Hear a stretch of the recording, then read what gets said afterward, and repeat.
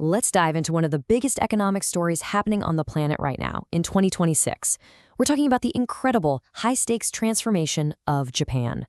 You see, for 3 long decades, it really felt like an economic giant was just asleep. I mean, we're talking about the world's third largest economy, seemingly stuck in this endless cycle of falling prices and zero growth. But now, that is all changing. And this quote from the Fair Observer just nails it. This isn't some small, gradual recovery we're seeing. It's a fundamental shift. It really is a reawakening, a moment where Japan's economic engine is finally, truly roaring back to life. So what do we call this whole thing? Well, at the heart of this change is a concept people are calling the Great Normalization. And honestly, the best way to picture it is as a super high-stakes journey. Like Japan is walking a tightrope, carefully moving away from that deflationary mindset of the past and towards a future of real, sustainable growth. Okay, so what's the engine pushing all this forward? What's really driving this transformation? Well, it all starts with a revolution that's been happening in the Japanese labor market. Just take a look at these numbers. This is from the annual Shunto wage talks. We're seeing 3 straight years of pay hikes over 5%. Now, to put that in perspective, that is a level of consistent wage growth Japan simply hasn't seen since the early 1990s. This is huge. Now, a 5% raise sounds fantastic, right? But you're probably thinking what I'm thinking.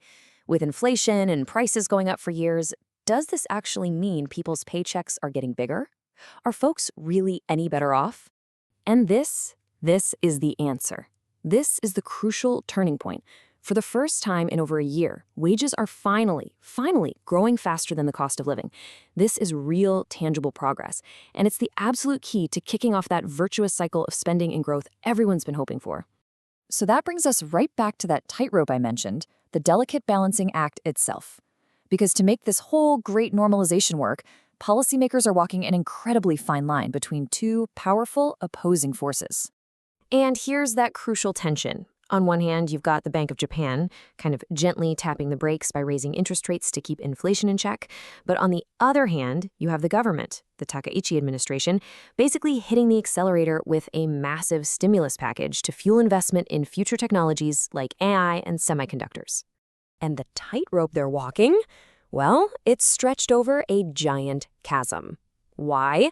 Because Japan has the highest public debt to GDP ratio of any advanced economy.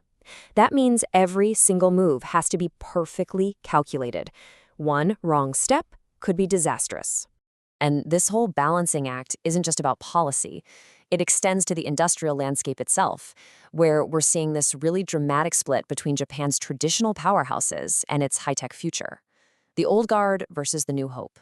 So on the New Hope side, you have to meet Rapidus. This is basically Japan's moonshot. It's a massive, state-backed bet to reclaim leadership in the supercritical semiconductor industry, and they are on an insanely ambitious timeline. Their goal? To mass-produce the world's most advanced 2-nanometer chips by 2027.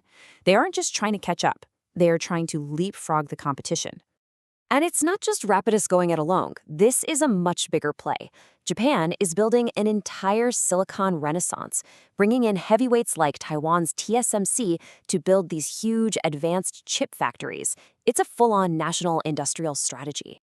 But just as all this hope is rising in one sector, the old guard is sounding a major alarm. And get this stark warning, we are in a crisis, comes from the CEO of Toyota. I mean, Toyota, for decades, the very symbol of Japan's manufacturing might.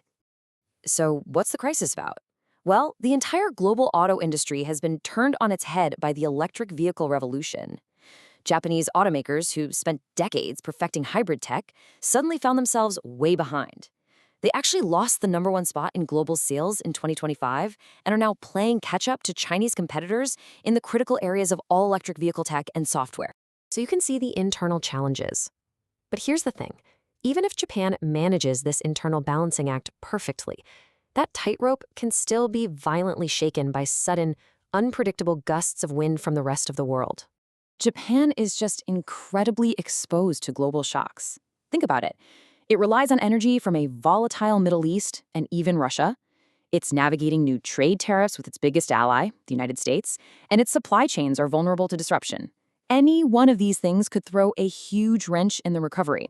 Which brings us to our final view, looking ahead, down the wire, as it stretches into this uncertain but also really promising future. So there's no question about it, Japan is reawakened, the giant is awake, and the momentum is real. But the success of this great normalization all comes down to this one question. Can it balance the incredible promise of its future with the heavy weight of its past, all while navigating the storms of the present? That's the tightrope it has to walk.